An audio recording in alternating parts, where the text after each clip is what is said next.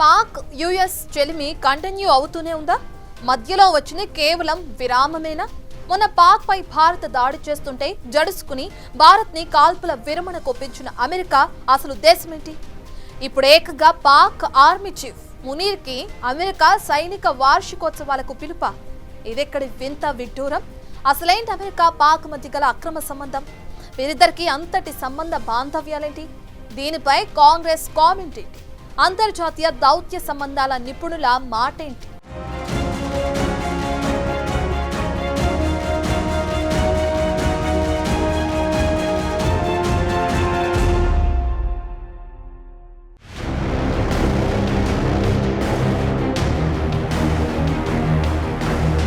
పహల్గాం దాడి కారకుడు Pak army chief Asim మునీరే. Munir రెచ్చగొట్టే కామెంట్లు చేయటం వల్లే కశ్మీర్లో ఉగ్రవాదులు రెచ్చిపోయి 26 మందిని హతమార్చారు. అలాంటి వ్యక్తికి అమెరికా 250వ సైనిక వార్షికోత్సవానికి ఆహ్వానమా? ఇది భారత్ కి భారీ దౌత్యపరమైన ఎదురుదెబ్బ. ఇది Congress communications head Jairam Ramesh X post comment.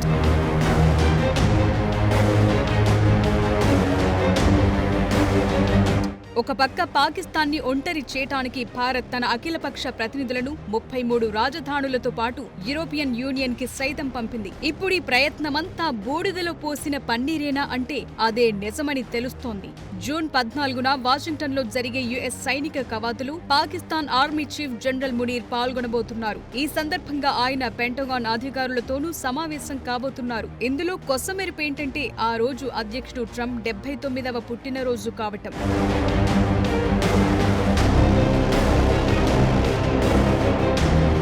దీన్ని బట్టి ఏమర్థం చేసుకోవాలి? ఇదివరకే మునీర్ కి పాకిస్తాన్ ప్రభుత్వం తన సైనిక పాలనా చరిత్రలోనే రెండోసారి ఫీల్డ్ మార్షల్ హోదానిచ్చింది. కట్ చేస్తే ఇప్పుడు అమెరికా నుంచి అరుదైన ఆహ్వానం, అది కూడా తమ సైనిక వార్షికోత్సవ కవాతులో పాల్గొనాల్సిందిగా పిలుపు. ఇదెక్కడి లింకు? ఇదే ట్రంప్ తొలి పాలన.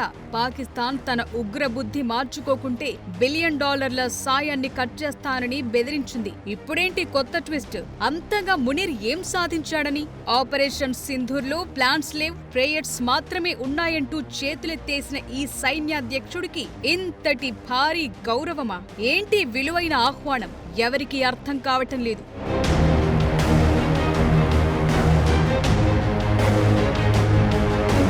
ఈ మొత్తం ఎపిసోడ్ కి లీడ్ ఎక్కడంటే అమెరికా సెంట్రల్ కమాండ్ అధిపతి జనరల్ కురిల్లా మెచ్చుకోవటంతో మొదలైందని చెప్పాలి. పాకిస్తాన్ ఉగ్రవాద నిరోధక అంశంలో అద్భుతమైన భాగస్వామి అంటూ అభివర్ణించటం ఒక వింత. అంతేకాదు ఐసిస్ ఖోరాసన్ కు వ్యతిరేకంగా ఇస్లామాబాద్ చేసిన కృషిని కురిల్లా నొక్కి చెప్పటం ఒక విడ్డూరం. ఏంటేంటి పాకిస్తాన్ ఉగ్రవాద నిరోధక వ్యవహారంలో అద్భుతమైన భాగస్వామా? అదెలా సాధ్యం? ఒక పక్క ఉగ్రవాదులకు కోట్లాది రూపాయల నిధులిస్తూ ఇక్కడ వారి వారి కార్యకలాపాలకు తగిన రక్షణతో పాటు శిక్షణ సైతం అందిస్తున్నట్టు ప్రపంచమంతా తెలుసు. ఇదే యుఎస్ హఫీజ్ సయీద్ తలకు 85 కోట్ల రూపాయల రివార్డ్ ప్రకటించింది. అలాంటి హఫీజ్ సయీద్ ను హౌస్ అరెస్ట్ పేరిట హై అండ్ సెక్యూరిటీ ఇస్తున్న దేశం పాకిస్తాన్, ఆ దేశ సైన్యం. దానికి తోడు ఇటీవలి ఆపరేషన్ సింధూర్ కారణంగా మృతి చెందిన ఉగ్రవాదులకు జాతీయ జెండా కప్పి మరీ అంత్యక్రియలు నిర్వహించిన ఘనత, చరిత పాకిస్తాన్ సైన్యం సొంతం. ఈ కార్యక్రమాలకు స్వయాన పాక్ ఐఎస్ఐ ఆర్మీ అధికారులు సైతం పాల్గొన్న సంగతి అందరికీ తెలిసిందే.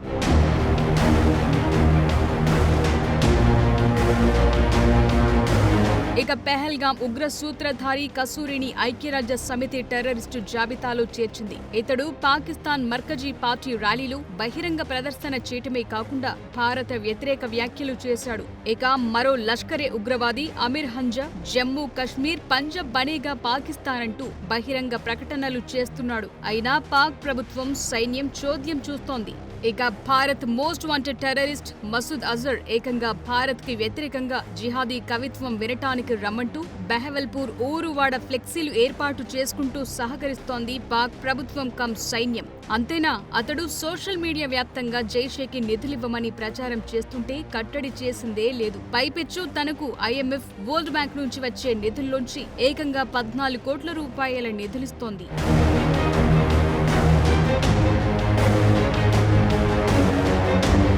ఇన్నేసి ఉగ్రవాద కార్యకలాపాలకు అడ్డాగా పాకిస్తాన్ ఉండటమే కాకుండా ఈ కార్యకలాపాలకు కారకుడిగా ఈ దేశ ఆర్మీ చీఫ్ అసిమ్ మునీర్ ఒక అనధికారిక అధ్యక్షుడిగా వ్యవహరిస్తోన్న తీరు అందరికీ తెలిసిందే. పాక్ డీజీ ఐఎస్పీఆర్ చౌదరి అయితే మతం మా సైనికుల వ్యక్తిగత వ్యవహారం మాత్రమే కాదు, సైనిక శిక్షణలోనూ ఒక భాగమే అనటం మరో ఆందోళనకరమైన అంశం. సరిగ్గా అదే సమయంలో ఈ అత్యున్నత సైనిక హోదాలో ఉన్న ఈ వ్యక్తి అణు ఉగ్రవాది అయిన సుల్తాన్ బషీరుద్దీన్ కొడుకు కావటం ఎందుకు అదనం. పెహల్గాం దాడి జరగటానికి 3 రోజుల ముందు ఉగ్రవాదులను ప్రేరేపిస్తూ కామెంట్లు చేసింది కూడా సదరు ఆర్మీ చీఫ్ మునీరే. అలాంటి వ్యక్తికి పాకిస్తాన్ ప్రభుత్వం హోదా పెంచడంతో పాటు యుఎస్ తన సైనిక వార్షికోత్సవాల కవాతుకు ఆహ్వానం పలకటమంటే ఒక్కొక్కరి దిమ్మ తిరిగిపోతోంది.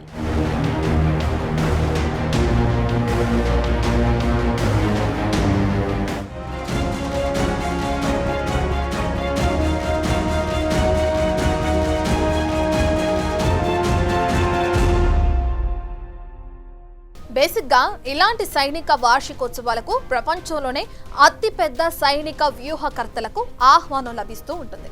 ఇక అంతేకాదు వారి నుంచి అమెరికా సైన్యం సైతం నేర్చుకునేలాంటి ప్రసంగాలను ఇప్పిస్తుంటారు. ఇక అలా చూస్తే కూడా మునీర్ లాంటి ఒక సైనిక అర్పకుడికి ఇంతటి భారీ ఆహ్వానమా? ప్రణాళికలేం లేవు, ప్రార్థనలు తప్ప అన్న ఒక సైనిక నిస్సహాయుడి చేత రేపటి రోజున అమెరికా సైన్యానికి ప్రేరణాత్మక ప్రసంగాలను ఇప్పిస్తారా? అర్థం కావటం లేదెవరికి.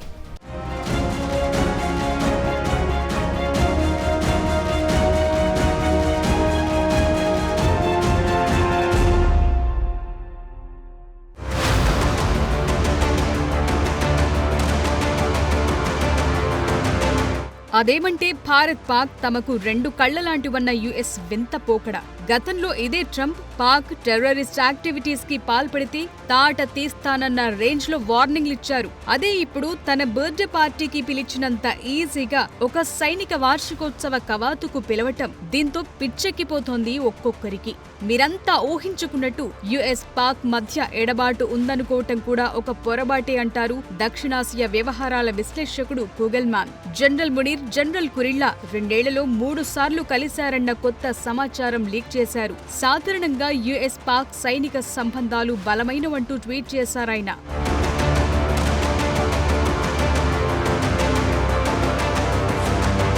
ఇదంతా చూస్తుంటే అమెరికా తన పాత పద్ధతిలోకి తిరిగొచ్చేసినట్టుగా భావిస్తున్నారు. చైనాతో పాకిస్తాన్ కి పెరుగుతోన్న సాన్నిహిత్యాన్ని ఎదుర్కోవటానికి తన సంప్రదాయ మిత్రదేశమైన పాకిస్తాన్ ను తిరిగి టచ్ లోకి తెచ్చుకునే ఎత్తుగడలో భాగంగానూ అభివర్ణిస్తున్నారు కొందరు. ఒక పక్క భారత్ తో వ్యూహాత్మక సంబంధాలు నెరుపుతూనే మరోపక్క పాకిస్తాన్ తో ఈ అనుబంధం నెరుపుతూ అమెరికా తన ఓల్డ్ ఫ్రెండ్షిప్ లోకి వచ్చేసినట్టుగా అంచనా వేస్తున్నారు.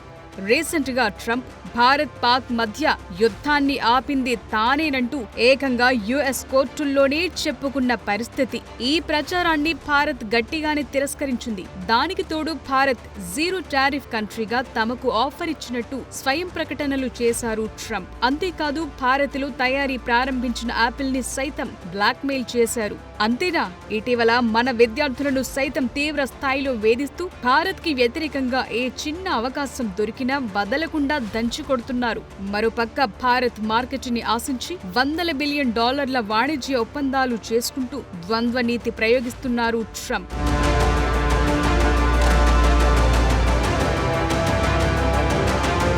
ఇందులో మరో ట్విస్ట్ ఏంటంటే మునీర్ వాషింగ్టన్ ట్రిప్ ని పాకిస్తాన్ డయాస్పోరా సైతం నిరసన వ్యక్తం చేస్తోంది. పాక్ మాజీ ప్రధాని Imran party US unit Washington లో నిరసన ప్రదర్శనలు చేస్తున్నట్టు ప్రకటించింది. ట్రంప్ ప్రభుత్వంతో ఎలాంటి ఒప్పందమైనా సరే పాకిస్తాన్ ప్రజలకు ఆమోదయోగ్యం కాదంటూ పీటీఐ విదేశాంగ కార్యదర్శి బుర్కీ ట్వీట్ చేశారు. వాషింగ్టన్ లోని పాక్ రాయబార కార్యాలయం ముందు జరిగే నిరసన ప్రదర్శనలో పాల్గొనాల్సిందిగా పాకిస్తాన్ డయాస్పోరా ప్రతినిధులను కోరారు.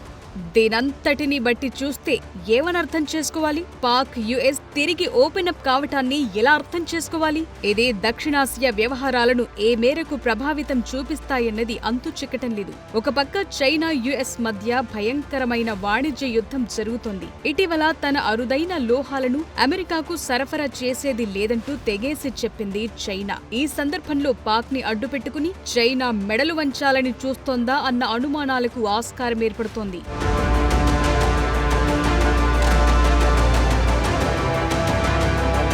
గతంలో అమెరికా పాకిస్తాన్ని అడ్డుపెట్టుకుని రష్యాతో చెలగాటమాడింది. ఈ విషయంలో పాక్ రక్షణ మంత్రి వాంగ్మూలం కూడా సాక్ష్యం పలుకుతోంది. రష్యాకు వ్యతిరేకంగా తాము గతంలో యుఎస్, యూరోపియన్ దేశాల కోసం కొన్ని చెత్త పనులు చేసిన మాట వాస్తవమేనంటూ ఆయన అనటం ప్రపంచమంతా వింది. తాజాగా మునీర్ ద్వారా యుఎస్ ఎలాంటి కార్యకలాపాలను సాగించనుంది, మళ్లీ ఏ కొత్త ముప్పు కొనితేనుంది అన్నది సస్పెన్స్ గా మారింది. అయితే ఇటీవల మునీర్ నాయకత్వంలో ట్రంప్ కుటుంబ సభ్యులకు చెందిన వరల్డ్ లిబర్టీ ఫినాన్షియల్ లో కొన్ని ఒప్పందాలు జరిగాయని అంటారు. ఈ బిట్ కాయిన్ సంస్థ పాకిస్తాన్ భూభాగం కేంద్రంగా వ్యాపారాలు సాగిస్తున్నట్టుగాను చెప్తారు. ఈ క్రమంలోనే మునీర్ కి ఇంతటి విలువైన ఆహ్వానం అందిందా అన్నదొక చర్చ.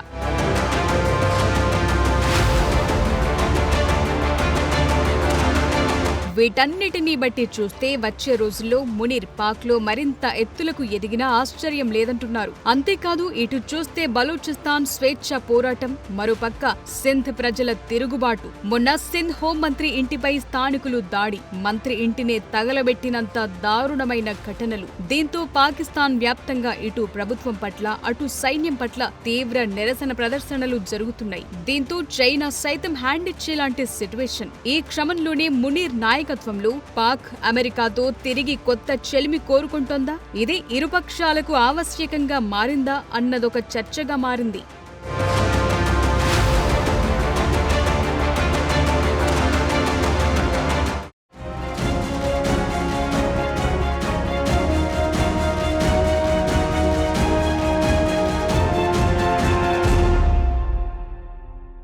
పాక్ ప్రధాని షహబాజ్ షరీఫ్ ని పక్కన పెట్టి మునీర్ కేంద్రంగా అమెరికా పెద్ద ఎత్తున ప్లాన్ చేస్తున్నట్లే కనిపిస్తుంది.